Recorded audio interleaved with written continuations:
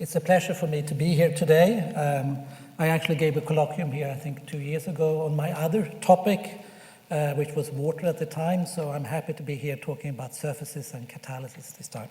So what I will show you is we will end up a little bit with this picture, which is really about getting to what I consider the holy grail in chemistry, which is really to see what is controlling chemical reactivity, which is the barriers, the transition state. And I will demonstrate for you how we actually can get to that now with LCLS in surface chemical reaction, when actually two species are coming together, which is usually very difficult to probe in an ultra-fast regime. Typically, people instead look at how you make bond breaking or isomerization in solution, but this is really about forming a chemical bond. And going into this, I just wanted to point out a lot of people has been involved with this work. And as you know, many of these LCLS experiments usually require big teams of people. And I just like to point out the important contribution of Martin Bayer in Berlin at the Helmholtz Society there, Henrik Öström also at Stockholm University, and Wilfried Wurth and Martin Wolf in both Hamburg and Berlin, and my theory colleague Jens Norskov at Stanford, and my theory colleague Lars Pettersson in Stockholm. So let me just introduce the concept of catalysis. Probably many of you know about catalysis and maybe why it's important, but maybe not to the degree how important it is. And this is actually something that was pointed out by BBC in 2001. Actually considered, in this case, probably the most important catalytic process we have is actually ammonia production. And it was suggested to be the most important scientific discovery in the last 100 years, which had the biggest impact on humankind. And it's interesting, if you go back actually to the late 1800s, what was the debate at that time? It was really about how can we feed the world? The world could never have more than 1 billion people population, and that was all about it. Today we are talking a lot about energy crisis or energy, how we can solve energy problems, and then the next problem to come is going to be the water problem actually. But this, of course, is giving 2 Nobel Prizes, actually, maybe also a third one that could be related to it. And the reason is simply this correlation here. Here you can see the consumption of nitrogen fertilizers. And here we have the 1900s towards our time. And you can see the world population here going up. So it's directly correlated with the ammonia production in the world. And people have suggested that this scientific discovery has saved around 2 to 3 billion people's lives. So we can talk about scientific impact. And this comes all around surface catalysis in order to produce ammonia. The other one that we are working today very much, and I'm not going to specifically speak about this, is of course to make sustainable fuels, and either through normal thermal catalytic processes, electrocatalysis or photocatalysis. And this is just illustrating the enormous importance of catalysis, which I think stands for a large fraction of actually the GDP here in the United States, in the chemical industry. So let's go to the fundamental questions, and I see my picture, so I get a little bit stretched here. But what we often think about in catalysis is, let me move here, is such a potential energy diagram where we go from reactants A plus B to the products A, B. And without the catalyst is an enormous barrier, usually in the gas phase or in the solution. And when we have a catalyst present, these species can adsorb on the surface and open up a new route for the reaction to take place. And we can identify intermediates here on the reaction scheme and also the transition state regions here. The dream is, of course, for us to be able to follow this. And what I mean with real time, it's not as we're measuring usually catalysis in a kinetic phenomena, where all reaction happens more randomly, so to speak. We might have a reaction at a given time, and then nothing happens for a long time, and another reaction sequence another time. But the reaction sequence itself is very, very short usually, and we consider that more like a dynamic phenomenon. And so what we would like to accomplish, of course, is to go from reactants to the products and follow each steps here. But we like to do it in a coherent fashion, that we pump the reaction at a given time, and all reaction event is started at that given time. So we can really follow this in a coherent fashion and go then as reactants are going over different intermediates to products, of course. And what we like to get to is, first of all, can we see intermediates? And many people are using X-rays to look at, let's say, different reaction intermediates on surfaces, but that is during steady state conditions. And these intermediates might often only be very short-lived. The important one might be transient one, and transient one means that they are going to be stable only during a very short time. The more stable intermediate, they might only be spectators. So it's going to be very important to be able to detect transient intermediates. And then, of course, can we probe transition states? And of course, I'm going to demonstrate that we can actually use X-ray lasers and ultra-fast technique to actually access both of these questions, so to speak. And I call it probing the reactive state in catalysis. So let me explain this a little bit here. So this is just a potential energy curve with the energy surface to molecule distance it can be, and here we have the sort of the chemisorption well, so to speak. If we look at the normal conditions when you run catalysis, the energy population, so to speak, in a simple Boltzmann distribution, it will be that the thermal occupation, of course, at a very, very high energetic state here is going to be very low. But what we wanted to accomplish is instead, during a short time, we want to pulse the system in such a way that we can populate this more reactive state by simply using a laser pulse to heat up the system very, very hot. We're talking about thousands of degrees during a very, very short time scale, and then actually look immediately then how the reaction is proceeding. We are increasing the speed by many, many orders of magnitude, the reaction rate during these short pulses. Of course, we cannot maintain such a reaction during a long time, because the system will immediately go into diffusion limitation or even melting and so on, but we can pulse it during a very, very short time to see this, what I call the reactive state. And the study I will show you today has been conducted at the LINAC Coherent Light Source. I assume that some of you have also been users there to do various experiments. And as you know, this is the long LINAC at SLAC. And you have the undulator hall, here's the near hall and the far hall. And in the near hall, we built up actually a soft X-ray beamline for materials science, we called it SXR. I can just give you a brief history about it because it was never part of the DOE project for LCLS or the instrumentation project. And some of us took this in our own hand and created a consortium, and we raised funding from outside of the DOE system, actually from Stanford University, from Germany and so on. And we could build the beamline outside that DOE system.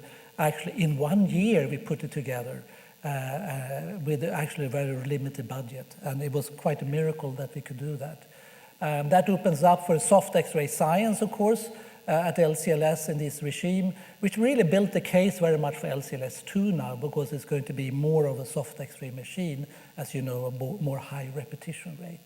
So we are going to throw a lot of photons on the sample, but we are going through a monochromator, so many of these photons per pulse is going to be down to 10 to the 10 photons per pulse instead to be in the 10 to the 12 or 10 to the 13 photons.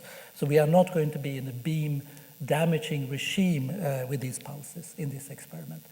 And we are going to utilize particularly the oxygen K-edge in this experiment. So let me just briefly introduce you the probing nature that we are doing here. So what really opens up for the X-ray laser is to use the atom-specific spectroscopy we can do using X-rays, where we're basic doing everything via the core level.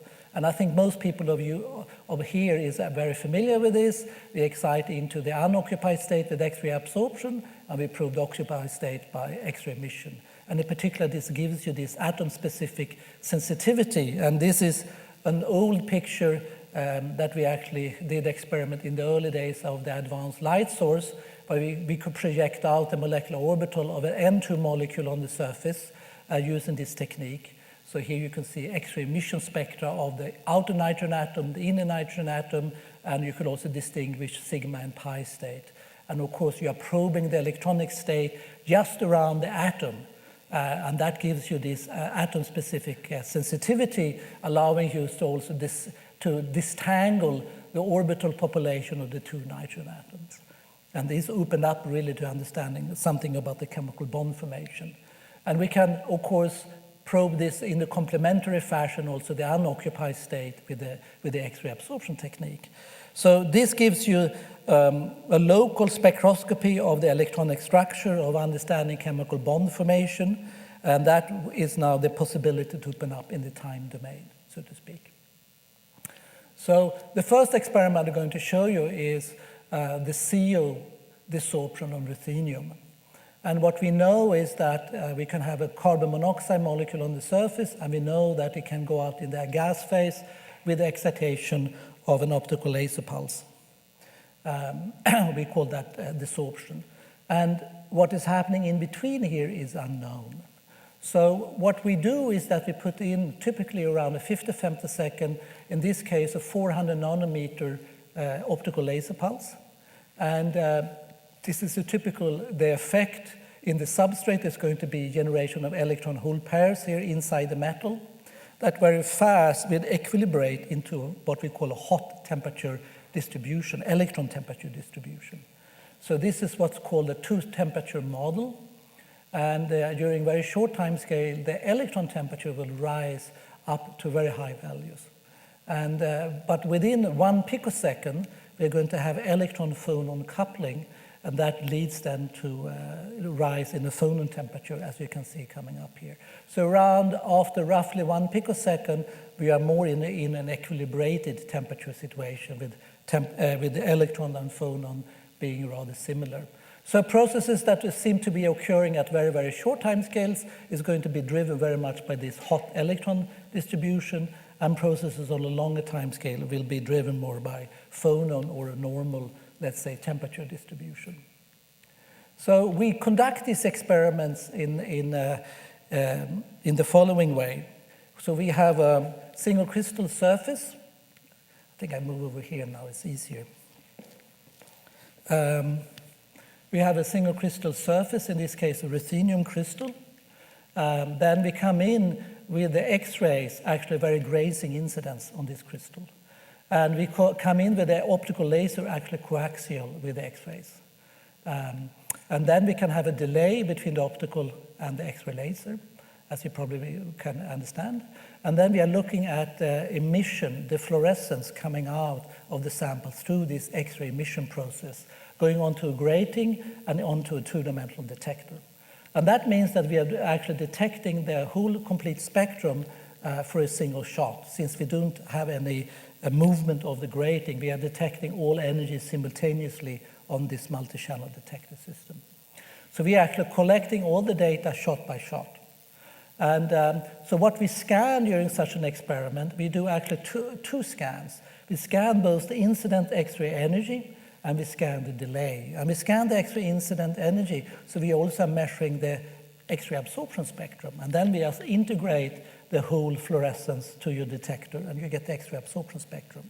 Or you look at the X-ray emission spectrum as a specific excitation energy, and then you get excitation energy dependent X-ray emission spectrum. And you do this then by generating these two-dimensional maps.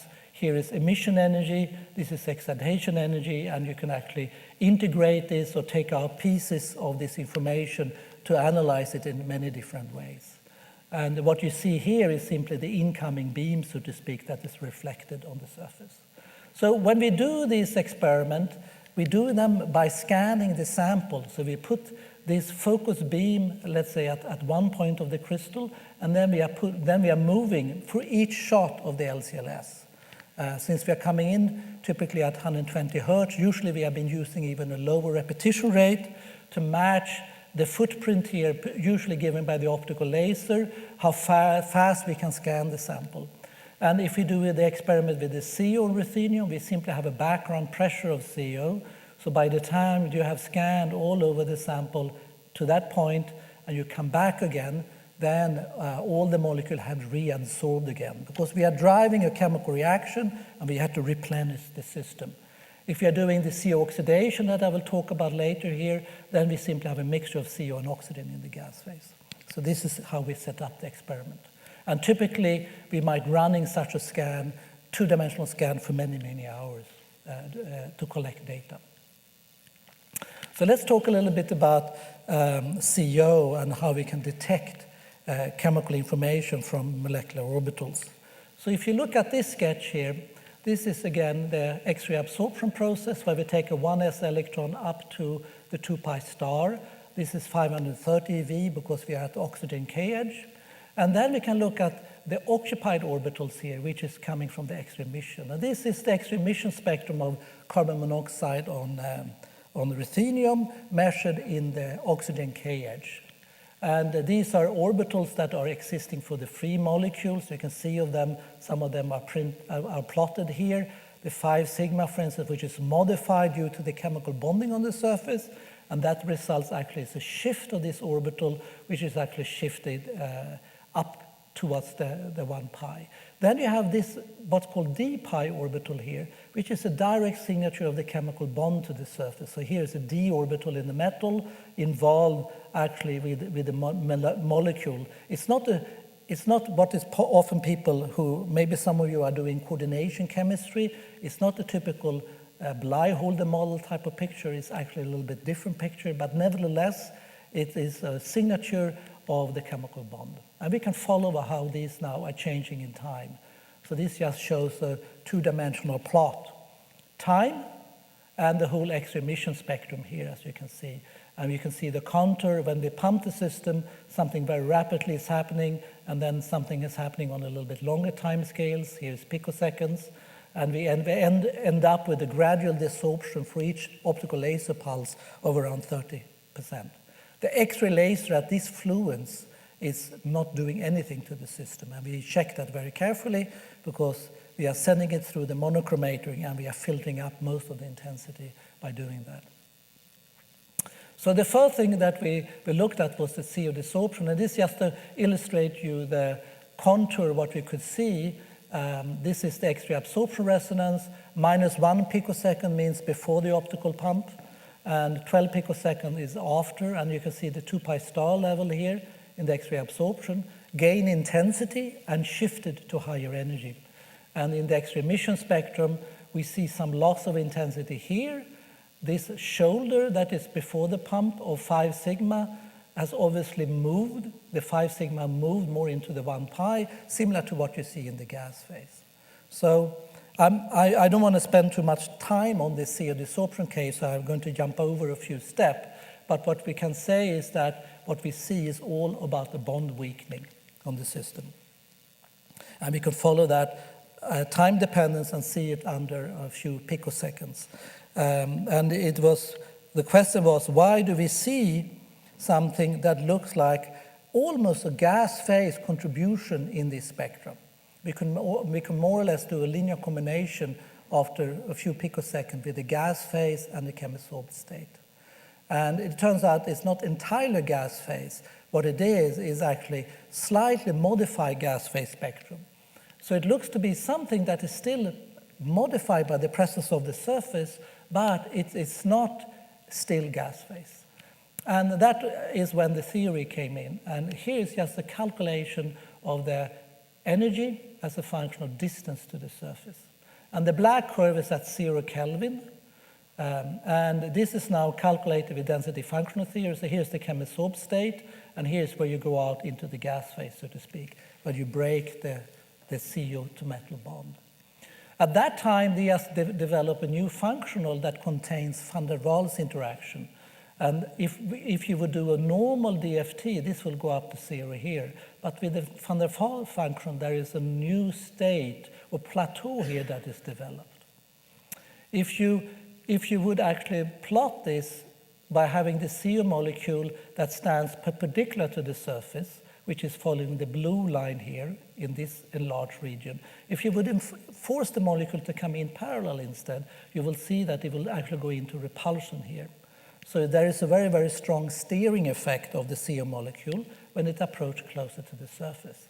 And this will have a very important contribution to entropy, because when we go into the high temperature regime, we have to instead calculate the free energy, and that is what's called potential or mean force. It simply means that we're taking out the distance from the surface as a coordinate in the entropy, and we can plot then potential or mean force instead perpendicular to the surface. And then you can see that the free energy is going up here in this chemisorb state because we normalize everything to the gas phase. So it becomes less and less favorable to be on the surface, which of course immediately tells you why the molecule wants to go in the gas phase. And that is, of course, that the entropy in the gas phase is very high. It can rotate freely, whereas on the surface, it's very much stuck here in this perpendicular geometry, which is then contributing less to the entropy. But eventually, you can see at this high temperature, these two bases becomes nearly isoenergetics. And it's simply that in this situation here, this flat region further out from the surface, the energy of the parallel and the perpendicular is almost the same, similar to the gas phase. So here you can also freely rotate. And that makes a big contribution to entropy. So we are therefore giving actually these two more or less isoenergetic basins, so to speak, here. That develops also with an entropic barrier in between.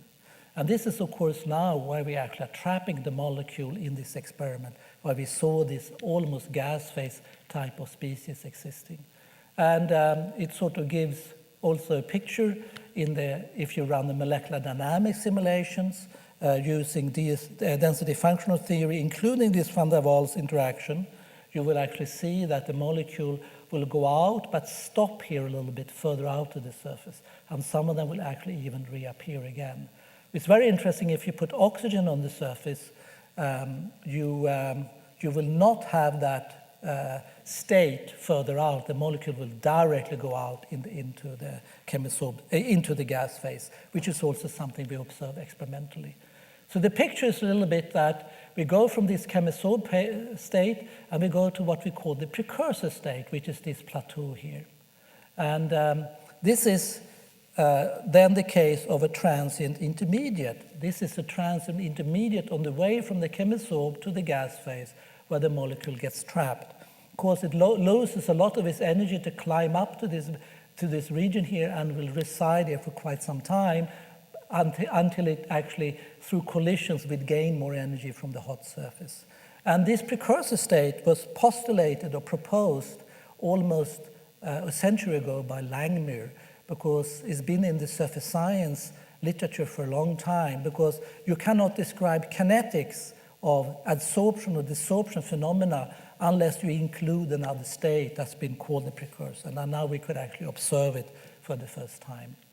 And it looks like the laser pulse comes in to excite the CO molecule at very short times that I didn't talk about. The molecule is wagging on the surface and having a very rapid translational motion. And then roughly around 10 picoseconds, it goes into this precursor state. We think roughly 30% of the molecule goes in there, and half of them will be reabsorbed, and the other half will actually go into the gas phase. And the reabsorption, of course, happens as the crystal is cooling off again after the hot electron stimulation. That actually led to phonon heating, and it's really the phonon that is creating this process. So this is the case to see a transient intermediate, that we could trap this and follow this on a very ultra-fast timescale. So let's go now into CO oxidation to really see if we can follow a reaction now between the CO molecule and the oxygen atom. And the first thing we need to do is actually look at the oxygen atom. And let's take a little detour into chemical bonding on surfaces here. And this is, some of you who are doing catalysis are familiar with this, called the D-band model, where you have, it could be an oxygen atom, carbon atom, a nitrogen atom, let's say that has a p orbital that has a certain energy with respect to the vacuum level, can interact with the D band in the metal and the SP band as well. And the interaction with the SP band would only lead to a broadening of that resonance, whereas the D band interaction will lead to bonding and anti-bonding splitting. As you can see, in this case, the antibonding orbital is only half filled because it's straddling the Fermi level, and it's very much linked to the position of the D band here, because if the D band would be moved down, so would also this antibonding state, and we will fill it up. This will lead to a weakening of the chemical bond, because we fill both antibonding and bonding state. But if the D band instead would move up, also the antibonding orbital would move up, and we will have less population, increasing the bonding strength. This is actually immediately why gold, silver, and copper, which are more in this situation, D band further down, always are shiny and nice because we have very little strong bonded species on the surface, whereas transition metals will more correspond to this, and that's why they are much more reactive, so to speak. So we can actually probe this directly with these spectroscopies. If you now measure, in this case, nitrogen or nickel or on copper, you can look at the X-ray emission spectrum in red, X-ray absorption in blue, for both nickel and copper. And this is also, you can actually symmetry resolve them by doing angular measurements. But if you look at this on nickel, you can see that the bonding orbital is obviously this, and this is now the antibonding orbital, where a lot of it spills over the Fermi level, and you can see it's coming above the Fermi level. If you instead do this on copper, so in nickel we will have this situation more. If we instead go to copper, the D band is further down, antibonding orbital occupied, and it's not seen now in X-ray absorption very much, but a very strong feature comes in the X-ray emission. And we can follow now how we are populating these antibonding states. So this gives also a very big difference in chemosorption energy between nitrogen and copper and nickel. As you can see, it's many EV difference in energy. And this is very much determining a lot of reactivity on surfaces to this type of bonding description. And with the spectroscopy, we can directly follow how this is actually evolving. So let's go back now to ruthenium and the CO oxidation. And we're now going to look at the oxygen atom on the surface to start with and see what happened with the optical laser. Oxygen and ruthenium like to sit in this threefold hollow site, very strongly bonded. And you can now do the X-ray emission and the X-ray absorption measurement. Here you see the bonding state, and you can see the antibonding state. And you can think about this bonding and antibonding orbital. And when we put the optical laser on, as you can see here, which is just after 1 picosecond after the pump, the antibonding state has shifted to lower energy and the bonding state to higher energy, which is simply that the splitting between bonding and antibonding state decreased. And we can understand that because we actually move the oxygen atom on the ruthenium to come out of its hiding cave. It's a little bit so strongly bonding inside this threefold hollow site to become less bonded to the surface, and it's now sitting more in other type of sites or becoming more mobile on the surface. And we can follow the time evolution, how it goes from this hollow site into more the bridge site, so to speak, moving up there. And we can see that it's more or less on the time resolution here of around 200 to 300 femtosecond, in this case 170 femtosecond, which is the jitter between the optical laser and the X-ray laser, or actually how well we can measure the correlation between these two pulses. And you can see it is a very instantaneous process. Here we are just following the position of this antibonding state, how we shift to lower energy, and you can see it's more or less instantaneous that we are activating the oxygen atom. And that is very interesting because we are bringing the oxygen atom out of its hiding cave, so to speak. And obviously, this is happening on the time scale, which is very, very fast, which is mediated by these hot electrons. We even believe that actually these are even non-thermalized electrons because it is so instantaneous. We know this from other measurements as well, that this is very, very fast. So now we have looked at activating the oxygen atom. Now we are making a coadsorbate layer between oxygen surrounding a CO molecule. And that is how we can make a chemical reaction now by bond formation, because we are putting the reactants next to each other here. If they start to collide or start to move, actually they have to come into close interaction with each other eventually. And this is, of course, what is going to drive the reaction into CO2. So let's take a look now what we are seeing experimentally. So here what we see is the CO 2 pi star level. This is the X-ray absorption spectrum at the oxygen K edge of this mixed layer, CO and oxygen. This is the CO 2 pi star level that I talked about before. This is the oxygen atom resonance that I talked about before, the oxygen-ruthenium antibonding state. This is just a little shape resonance of oxygen interacting more with the localized sp electrons in the metal. So if we look what is happening now after we put the optical laser after a few picoseconds, we see a tremendous change in the spectrum, actually quite a remarkable spectral contrast that we observe. So there is something very dramatic that is happening here. First of all, we can look at this oxygen resonance at very low energy in this region that I already spoke with you about, that we saw for the only oxygen on the surface, that we are activating that into this bridge site. That led to a shift down in energy because the antibonding state lowered, weaker interaction to the surface. So we can identify that contribution. We see also a shift here in the 2 pi star level. It's a little bit difficult to see here, but we can clearly plot that out in a line fitting. And I didn't speak about it for the pure CO on ruthenium, but this is coming because the CO molecule can start to migrate on the surface. We call it translational motion here that has been activated. And this has to do with that the core level binding energy of CO on top, bridge, and hollow is actually very different. And it's highest for the on top. And as you try to go to the other more higher coordination site, the binding energy actually shifts down in energy. And this gives rise to a shift in the resonance position. We have studied this many years ago in terms of both X-ray absorption and XPS, how CO is going on the surface. So that can explain that shift. Now, we need to understand, of course, these differences as well. And then we go into look at, with theory, how could this reaction really look like if you take a density functional theory calculation.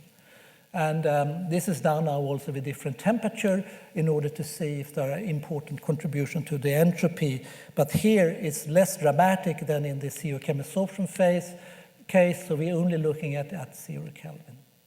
So here's the starting point in the reaction coordinate, which is just the distance between oxygen and the carbon atom here, is the reaction coordinate. And this is now energy.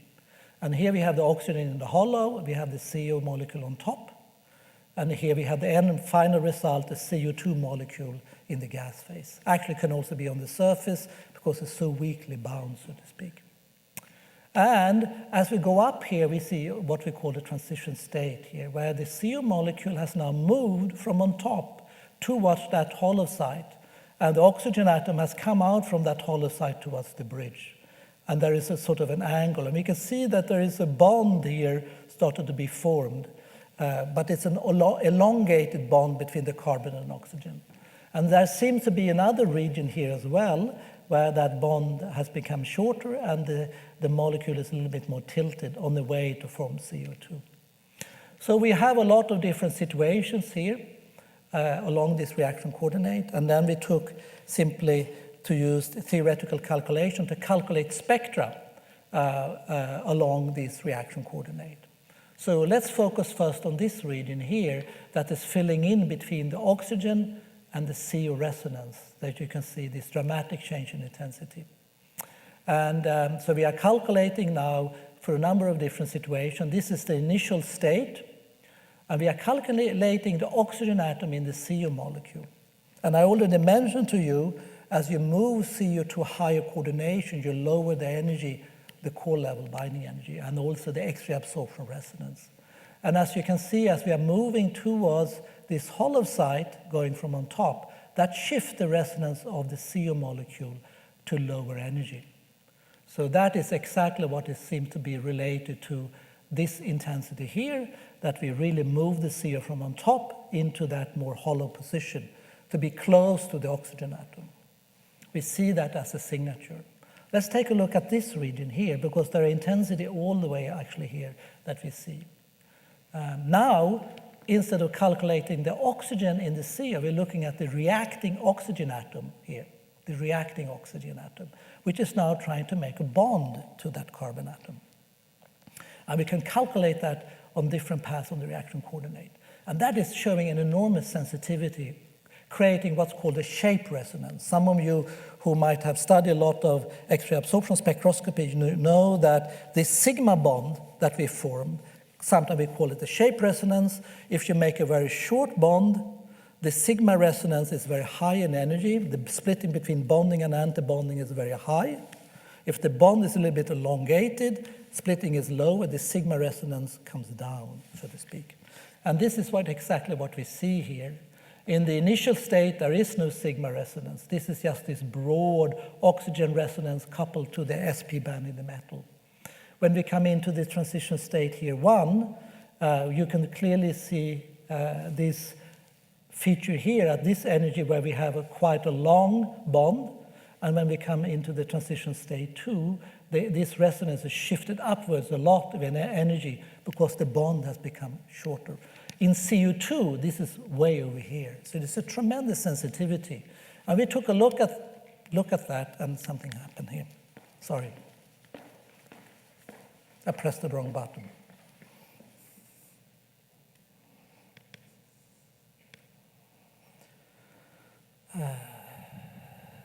What happened? Oh, it came back. Good. So we can take a look at this sigma star resonance as a function of bond distance.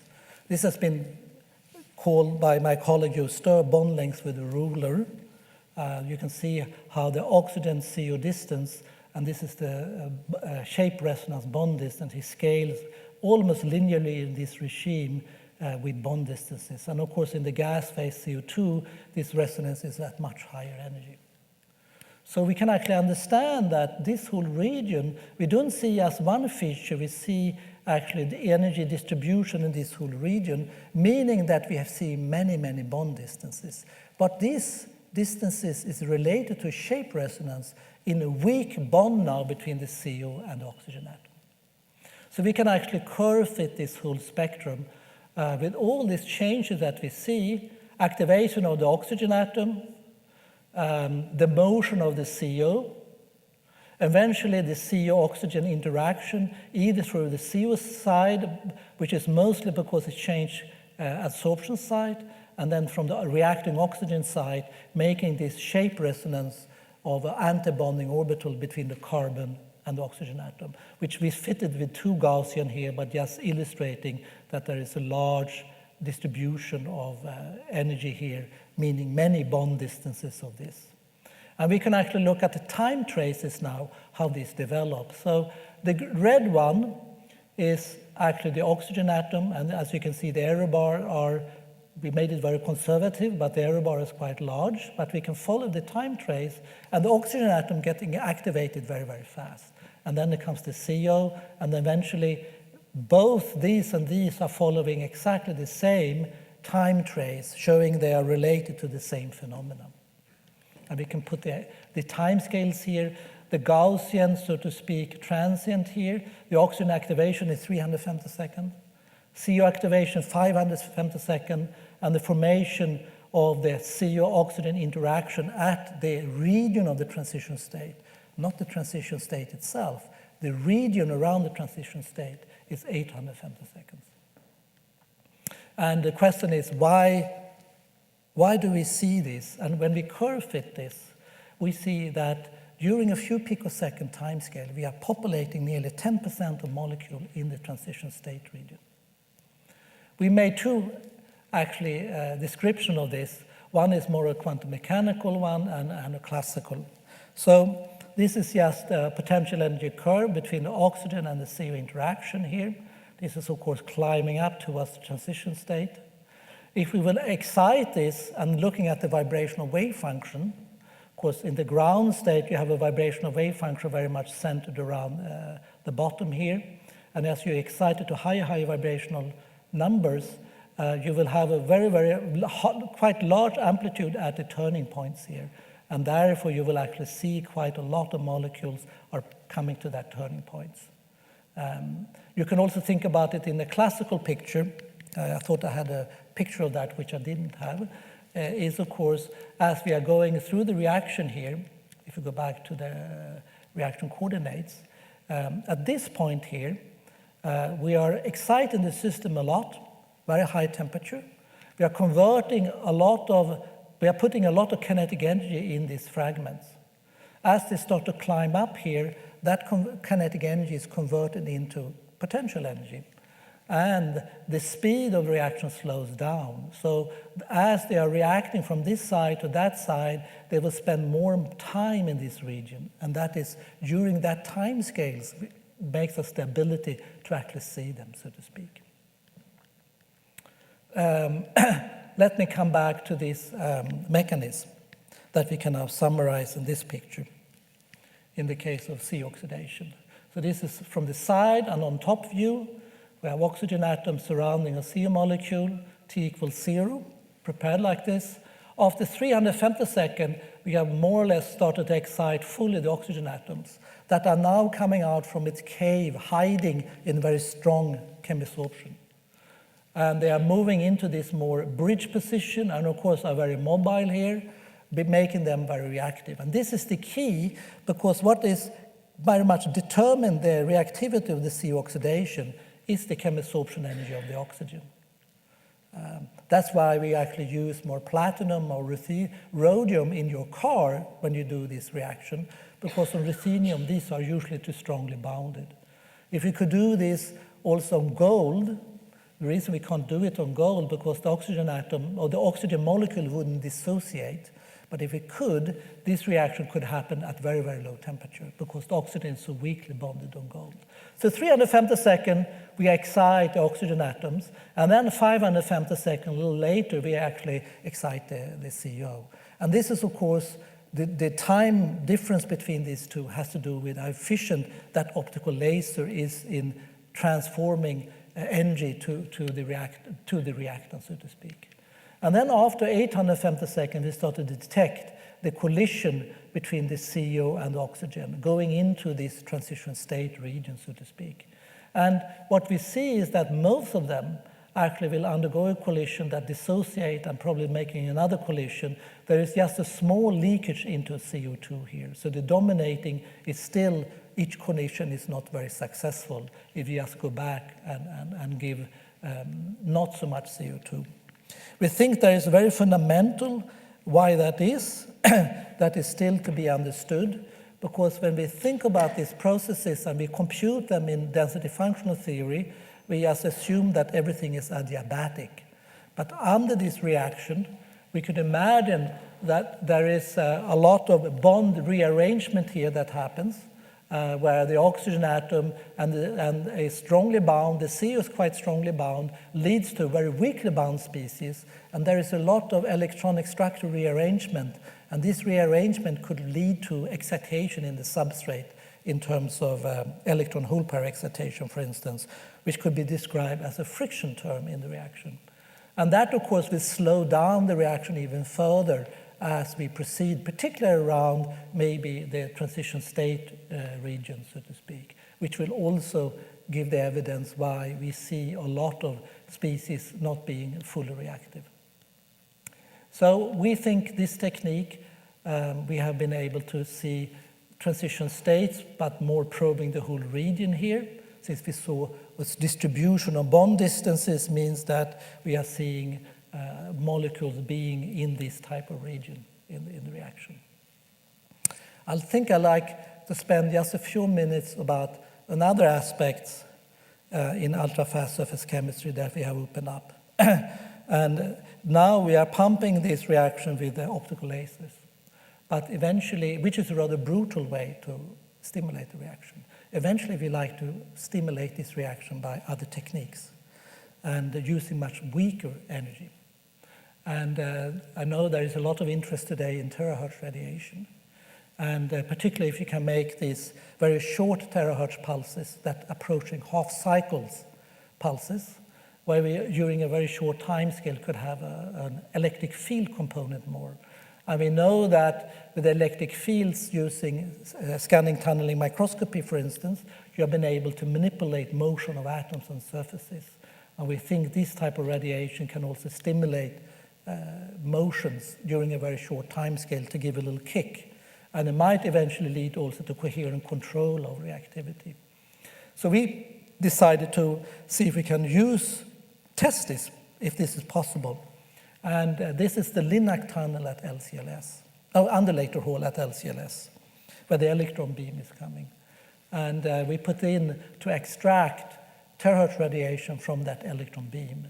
And it's simply, the electron beam is going through a thin foil, and this foil will generate transition radiation that we then take out. And it's going to be a very, very broad band. This is in frequency, and a very broad frequency band, so to speak. And we will then generate these half-cycle pulses. We take them on, focus them onto the ruthenium crystal, and then we are going to detect using thermal desorption spectroscopy as a monitor to see what happens. And this experiment has to be done fully remote controlled because we couldn't go into this undulator hall very often. This is just to demonstrate quickly what is happening. First, do the experiment with CO on the surface. This is a thermal desorption spectra of CO. So this is simply when you make a heating ramp of a monolayer of CO on the surface. You increase the temperature and you detect with the mass spectrometer as the CO molecule is coming out. And you see two desorption peaks at these temperatures, and the temperature is a little bit a reflection of the bond strength of the molecule to the surface. And we do this before terahertz radiation and after terahertz radiation, and they are identical. Nothing really happened. If we instead do this now with the CO plus oxygen system that I've been talking a lot about, you can actually, this is now taken from the literature. Here's again the same two peaks in CO desorption from the clean ruthenium to this CO. If you start to put oxygen on the surface, this high energy desorption peak is going away. This is for the two fully coverage oxygen plus CO. This is then missing. And this gives us a signature to actually follow if we have removed any oxygen atom in this experiment. So this is the CO TPD when we have this co-adsorbed oxygen and CO. So you can see there is only one peak here. We are not looking at this very low temperature because we are only at 300 Kelvin when we adsorb species. So it's only one peak after the CO dose. But if we look at the TPD after we irradiated with the terahertz radiation, this shoulder shows up now, which means that we have removed some. First of all, we can integrate the amount of CO. We lost CO, and we can actually reabsorb CO and see how many oxygen atoms we lost. So we lost oxygen atom as well. So we don't desorb any CO, but we remove both oxygen and CO when we have them co-adsorbed. We don't desorb any CO for clean CO from ruthenium, but we remove CO and oxygen both together when we have them co-adsorbed with terahertz radiation. And this, of course, means that we are inducing CO oxidation. And obviously, we are doing this selectively by activating what we believe the oxygen atom, which is, of course, a very polar bond here. And we think in this way that right now the hypothesis is that the electric field component here during a short time induces some polarization in this oxygen to surface chemical bond with this anti-bonding resonance that just straddles the Fermi level. And that can lead to a weak bond weakening, so to speak, that allows them to react. The CO is unaffected by the terahertz radiation. And this is a selective way to actually drive the reaction. It's sort of an interesting new way of stimulating surface chemistry. It's interesting because if you would have this co-adsorbate layer and you will only heat it, the only thing that will happen is the CO will leave. The oxygen will never be activated because you need to go to so high temperature to make the oxygen to come out, but then all CO has left. If you do it with an optical laser that I talked about, we induce CO oxidation, but the dominant process is still CO desorption. But now the terahertz radiation, the dominant process, or anything we seem to have indication for is CO oxidation. So it seemed to be a selective way of driving this. So I call this, with the X-ray laser and also the future with terahertz, as a new interesting area in probing catalysis, particularly it's more a chemical physics dream. It's probably not going to be anything where we develop or characterize industrial catalysts. It's just to get a very fundamental view. We have demonstrated the surface chemical reactions using an X-ray laser. And I remember I presented the case for this for the Scientific Advisory Committee of LCLS in the mid-2000, and everybody was against it, said it's never going to be possible. The X-ray laser will destroy the sample, shouldn't be done. But now we actually proved the principle that we can actually do this. We have observed the precursor of CO desorption in the weakened surface chemical bond, which is obviously this precursor state, demonstrating that you can actually see transient species. The transition state, or actually more the transition state reading with the CO oxygen interaction, CO oxidation we've seen. And we actually recently have experiment also with CO and hydrogen, which is the new CO hydrogenation, which is important for converting CO2 to fuels. And we have been able to actually see this type of intermediate as actually an unstable species with this transition state in between. And there are tons of different reactions that, of course, can be studied in the future. And these techniques are X-ray in, X-ray out, so we can go to higher pressure, eventually solid-liquid interfaces into photocatalysis.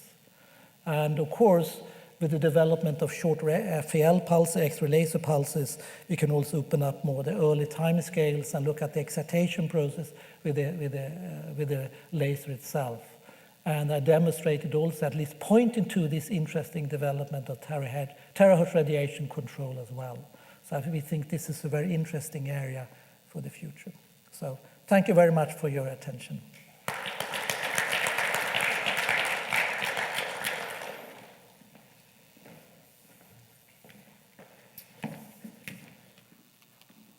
So thank you very much for that fascinating insight into chemical physics. Do we have questions from the audience? Actually, let me start off with a couple here that are actually practical questions. So first, in the oxygen configuration around the CO, you were always showing that in your models as a 6-fold hexagonal coordination. What drives that, or why is that the assumption? You mean that, can you repeat the question again? You have one CO molecule that's in a hexagonal configuration surrounded by 6 oxygens. Yes. So this has to do with exactly the CO and oxygen pressure you have in the chamber. Okay. So you can actually drive it into other type of surface structure as well. So we try to make the highest let's say the highest coverage of both reactants, so they will be very close to each other. Okay, so it's selecting a particular place in the surface space. Yes. You can modify that by having other gas phase pressure or temperature to start with. So a similar question, what role do surface defects in the ruthenium potentially play? Oh, that's a very interesting question. And I think I discussed this earlier today here with Young. Of course, this is now a flat surface, which is the 0001 surface. That will have steps on it. We think that we will mostly see things happening at the terrace since we're activating so many molecules. But in the future, of course, we know that a lot of catalysis happen at low coordination sites like steps. And of course, it's very interesting to actually look at that specifically as active sites and probe that as well. Yeah. So, other questions? One question is polarization of incoming beam and X-rays polarization. Was it on the surface or out of surface? Yeah, we did this initial experiment in a geometry where we actually came in more as a magic angle. It has to do with how we mounted the X-ray emission spectrometer and so on in the early experiment. We have rebuilt the instrument now, so we will, for the next phase of experiments, we will then also put in polarization control. So we will have the electric field vector in plane and out of plane, and that will add an additional, of course, parameter to follow, and particularly then rotation of molecules and so on. So this is, of course, will give us more information. So one more question that's a little more maybe difficult to answer. In your experiment, actually, you're rattling a little bit so that CO oxygen moving out of its comfortable sites, and therefore it accelerates reactions, probably something very close to Langmuir-Hinsselwood type of reactions. Is there any way, by learning this one, is there any way we can make, obviously you don't have this stimulating photons in real catalytic systems. Is there any way we can make it something similar or simulate, make behavior like that by alloying or some other So ways? let me take this, maybe this picture. It's true that we are activating these by making hot electron distribution and all sorts of things. But if you look at it from a theoretical point of view and how these atoms or CO will be moving on the potential energy surface will be very similar in a normal just catalytic reaction. It's only that you, by the hot electron distribution, you just get that oxygen atom very, very mobile and very active. But it's still going to follow the same potential energy surface. So there is a direct connection to the real catalysis here. So it's not that we are photoexciting the molecule, we are just generating this hot electron distribution, so to speak, in it. That's what we believe at this point. But we hope to be able to do experiments in the future where we have very short time scales. We look at the atom as being photoexcited. If that there is a cross-section for direct photoexcitation, but most of this is mediated via the substrate at this point, what we believe. Yeah, Yeah, please.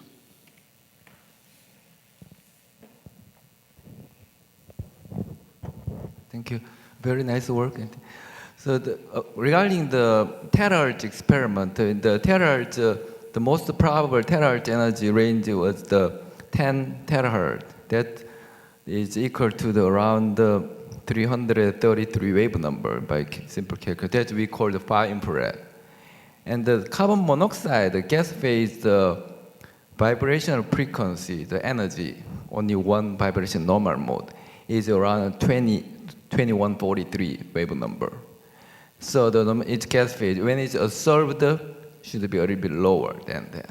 So by irradiating the terahertz, 10 terahertz around the far infrared region, so the vibrational energy of carbon monoxide will not affect. That's pretty simple. And also rotation energy is much lower level than that. So actually the far infrared 10 terahertz is around, should excite the lattice vibration in the solid state, that's phonon. So, or maybe a little bit magnon, something like that. But so what I'm saying is the terahertz experiment clearly, I think, it will not affect anything on the vibration energy of CO. Said that CO will not affect, the CO will not be destroyed. That's what I'm thinking of. So I feel you assume that something will happen in the CO by irradiating terahertz. So could you comment on that?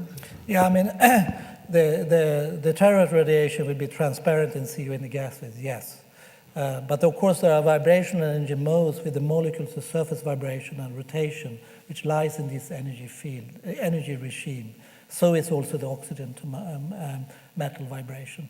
And these can be excited. What we think is still we also calculated and made measurement how big temperature jump you would have by just absorbing this in the metal. And this temperature jump is many orders of magnitude smaller than to explain the results.